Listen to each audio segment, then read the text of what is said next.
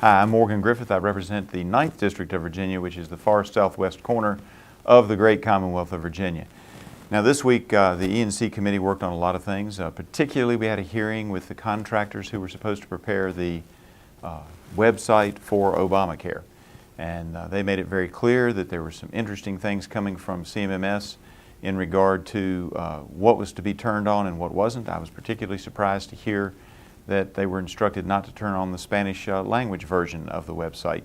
That was not something that they didn't have ready. They thought it was ready, but they were told not to turn it on. They also indicated to us that they weren't the ones that made the decision not to include a date of birth, so that everybody who is 49 to 27 receives a price on the website for a 27-year-old. Likewise, if you're over 50, you get the 50-year-old price if you go onto the site. And so what's going to happen in some of those cases, as was reported by one of the news channels, is your price is actually going to be a whole lot higher than what the website is telling you. It's not just going to be off a little bit. It may be off, according to CBS, as much as 50%.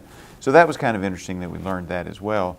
It does appear that there were some problems with the software, and one of the witnesses testified that they alerted CMS to those problems and that everybody thought they would be able to get them fixed before the launch. Clearly they didn't, but the testimony was very interesting in that regard.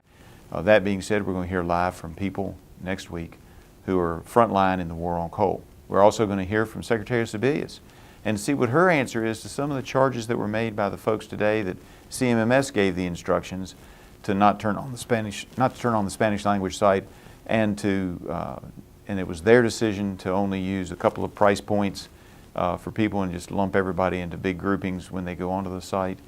And likewise, to make decisions about changing the website 2 weeks before launch so that people couldn't just go on and look at the site and browse anonymously. They had to put in all of their information, children, spouse, the Social Security numbers, etc., before they could actually see what it was going to cost them, even though that price is not correct, what it was going to cost them under Obamacare. Read The Connection to get more information on what the committee is doing, and I hope you have a great weekend.